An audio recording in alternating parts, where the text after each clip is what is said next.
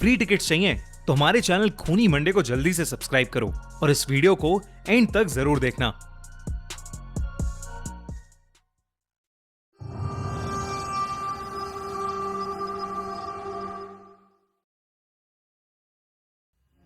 मुंजा horror legend, horror story. कहते हैं कि जहां अच्छाई है वहां बुराई भी है, जहां रोशनी है वहां अंधेरा भी है। वैसे ही अगर देव है तो असुर भी। और आज मैं आपके लिए एक ऐसी खौफनाक असुर की कहानी लेकर आया हूं जिसे मुंजा कहते हैं।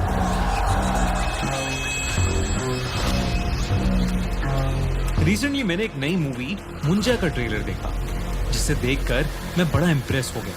पहले तो मुझे लगा ये कोई फिक्शनल कैरेक्टर है, लेकिन जब मैंने मुंजा के बारे में रिसर्च की तो मुझे पता लगा कि वो कितना भयानक है। तमिल और तेलुगु ब्लॉकबस्टर्स अब हिंदी में। हमारी जिंदगी में एक महापुरुष आने वाला है। बात लग गई। किसने किससे शादी की है कुछ भी पल्ले नहीं पड़ता। तो फिर बजाना शुरू करता हूँ। अब आएगा मजा। मुंजा के बारे में रिसर्च की तो मुझे पता लगा कि वो कितना भयानक है। ये कहानी अभिनव और जय की है, जो बचपन से ही बहुत अच्छे दोस्त थे। दोनों महाराष्ट्र के एक छोटे से शहर में पैदा हुए थे और समुद्र किनारे बसे उसी शहर में बड़े हुए थे। पर आज का दिन कुछ अलग था। आज अभिनव का 18th बर्थडे था। जय ने अभिनव के बर्थडे के लिए एक बहुत ही स्पेशल आइडिया सोच रखा था। वो अभिनव को रात 12 बजने से ठीक पहले ही एक बीच पर ले गया। पर 12 बजते ही जय ने अभिनव को हैप्पी बर्थडे विश किया और अपने बैग से एक शराब की बोतल निकाली। अभिनव वो बोतल देखकर थोड़ा चौंक गया। आज से पहले उन दोनों में से किसी ने कभी शराब को हाथ तक नहीं लगाया था। जय ने अभिनव से कहा कि ये उसकी बर्थडे सेलिब्रेशन का ही एक हिस्सा है। अभिनव भी अपनी लाइफ में एक नया एक्सपीरियंस लेना चाहता था, इसलिए उसने जय की बात झट से मान ली। वो दोनों समुद्र के किनारे काफी देर तक बैठकर शराब पीते रहे। कुछ देर बाद जय को जोर से टॉयलेट आ गया। वो उठकर एक पेड़ के पास टॉयलेट करने चला गया, लेकिन नशे में धुत जय ने यह देखा ही नहीं कि वो पेड़ कोई आम पेड़ नहीं, बल्कि एक पीपल का पेड़ था। टॉयलेट करते हुए अचानक से जय के सर पर एक पत्थर आ पड़ा। जय ने पेड़ की तरफ सर उठाकर देखा तो उसे वहां कोई नहीं दिखा। इतने में अभिनव भी उस पेड़ के पास आ गया। उसके हाथ में एक खाली बोतल थी और उसने मजाक में उस बोतल को जोर से जय के पास फेंका। वो बोतल सीधा उस पीपल के पेड़ पर जा लगी और उसके टुकड़े टुकड़े हो गए। पर उस बोतल के पेड़ पर लगते ही एक अजीब सी आवाज आई। ऐसी आवाज जैसे कोई जानवर गुस्से में गुर्रा रहा हो। 1 मिनट के लिए अभिनव और जय दोनों ही शांत हो गए, लेकिन कुछ ही पलों बाद वो आवाज आना बंद हो गई। तभी अचानक से जय ने नीचे पड़े टूटे हुए कांच के टुकड़ों में से एक पीस उठाया और उस पेड़ के तने पर कांच के टुकड़े से अपने और अभिनव के नाम के फर्स्ट लेटर्स लिख दिए, AJ। जय ने पेड़ पर उस कांच को खरोचते हुए कहा, अभिनव, अब ये दिन हमें हमेशा याद रहेगा। उसके इतना बोलते ही उस पीपल के पेड़ की डालियां जोर जोर से हिलने लगी और कुछ ही सेकंड्स में एक बड़ी सी टहनी सीधा आकर जय के सर पर गिरी और जय वहीं बेहोश हो गया। ये देखकर अभिनव का नशा मानो 1 सेकंड में चूर हो गया। वो जल्दी से जय के पास गया और उसे होश में लाने की कोशिश करने लगा। तभी अभिनव को अपने पीछे से एक आवाज आई, मानो पेड़ से कुछ नीचे गिरा। अभिनव ने जैसे ही पीछे मुड़कर देखा, उसके पैरों तले जमीन खिसक गई। उसके ठीक पीछे एक काली सी परछाई थी, जिसकी 2 नीली आंखें अंधेरे में चमक रही थीं। अभिनव को अपनी नजरों पर विश्वास ही नहीं हो रहा था।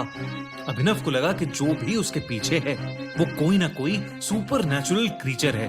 वो जैसे ही उस जीव से दूर जाने के लिए भागा, उस जीव ने उस पर हमला कर दिया। उसके बड़े बड़े नाखून अभिनव की पीठ में घुस गए, लेकिन चीखता हुआ अभिनव जैसे तैसे उस जीव की पकड़ से छूटा और वहां से दूर भाग गया। दूर जाकर अभिनव ने देखा कि वो जीव एक काली परछाई में बदल गया है। और वो बेहोश पड़े जय के मुंह के अंदर घुस गया। और तभी अचानक जय अपनी बेहोशी से उठ खड़ा हुआ। अभिनव दूर से उसका नाम बार बार पुकार रहा था, पर जय मानो सुन्न होकर एक ही जगह पर खड़ा था। उसकी आंखें पूरी तरह से नीली पड़ चुकी थीं और वो बस वहां एक पुतले की तरह खड़ा था। तभी अचानक से जय जमीन की तरफ झुका और उसने वहां पर पड़े टूटे हुए कांच का एक टुकड़ा उठा लिया और अपनी शर्ट फाड़कर अपनी छाती पर उसी कांच के टुकड़े से वो AJ लिखने लगा, ठीक वैसे ही जैसे उसने उस पीपल के पेड़ पर लिखा था। ये सब देखकर अभिनव की रूह कांप गई थी। सुबह के 5 बज चुके थे और समुद्र के ऊपर से अब सूरज उगता दिखने लगा था। जय के ऊपर जैसे ही सूरज की रोशनी गई, जय अचानक से होश में आ गया। ऐसा लग रहा था कि जैसे उसे अपने साथ हुई कोई भी चीज याद नहीं थी और वो अपने सीने पर बने घाव को देखकर बहुत ज्यादा घबरा गया था। उसके बाद वो दोनों चुपचाप अपने घर चले गए। उस दिन शाम होते ही जय की तबीयत खराब होने लगी। जय अपने बिस्तर पर लेट तो गया, पर उसे बिल्कुल भी नींद नहीं आ रही थी। उसके दिमाग से उस जीव की शक्ल निकल ही नहीं रही थी। तभी जय को अपने कमरे से किसी के गुर्राने की आवाज आई। आवाज ठीक वैसे ही थी जैसी उन्हें कल उस पेड़ के पास से आ रही थी। जय इतना घबरा गया कि उसने डर के मारे अपनी आंखें बंद कर लीं और चादर को अपने मुंह पर चढ़ा लिया। कुछ ही पलों बाद वो आवाज आना बंद हो गई और कमरे में एक सन्नाटा हो गया। जय का डर थोड़ा कम हुआ तो उसने अपने चेहरे से उस चादर को हटा लिया, लेकिन जैसे ही चादर को हटाकर जय ने अपनी आंखें खोली तो उसके दिल की धड़कनें लगभग रुक ही गईं। उसके कमरे की छत पर वही जीव बैठा था, लेकिन इस बार उसका खौफनाक चेहरा साफ साफ दिख रहा था। वो जीव एक भयानक राक्षस की तरह दिख रहा था। उसकी चमड़ी बिल्कुल पेड़ के तने जैसी थी और उसका चेहरा बिल्कुल एक छोटे बच्चे जैसा था। इससे पहले कि जय कुछ कर पाता, उस भयानक राक्षस ने जय पर अटैक कर दिया। उधर अभिनव बहुत घबराया हुआ था। जब उसके पापा ने उससे उसके घबराहट की वजह पूछी तो उसने अपने पापा को पूरा किस्सा बताया कि उनके साथ पिछली रात क्या हुआ था। अभिनव के पापा शहर के माने जाने वाले पंडित थे, लेकिन अभिनव की बात सुनकर उनका दिल दहल उठा। उन्हें समझ आ गया कि उनके बेटे अभिनव और उसके दोस्त जय के ऊपर मुंजिया का साया आ चुका है।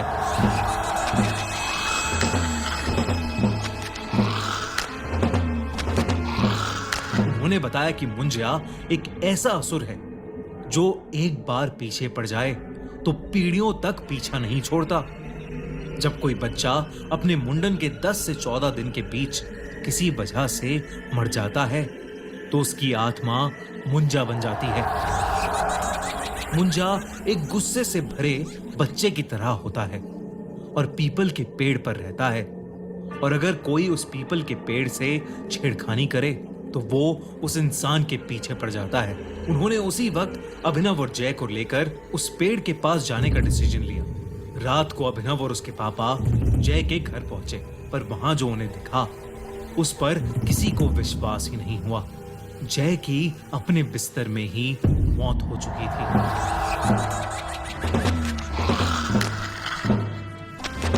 उसके चेहरे पर ऐसा एक्सप्रेशन था मानो मरने से पहले उसने अपनी मौत को करीब से देखा हो।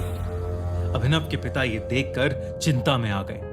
वो अभिनव को लेकर फौरन उस पीपल के पेड़ के पास पहुंचे और अभिनव के पिता ने उसी समय उस पेड़ के सामने एक छोटी सी पूजा करके उस मुंजा से हाथ जोड़कर माफी मांगी। वो कई घंटों तक पूजा करते रहे और उस मुंजा से माफी मांगते रहे। जैसे ही सूर्योदय हुआ वो दोनों अपने घर वापस आ गए। उस दिन के बाद से अभिनव को कभी वो मुंजा नहीं दिखा, लेकिन अभिनव ने अपने सबसे करीबी दोस्त को खो दिया था। आज भी अभिनव शराब को हाथ नहीं लगाता और रात के समय पीपल के पेड़ के पास से कभी नहीं गुजरता।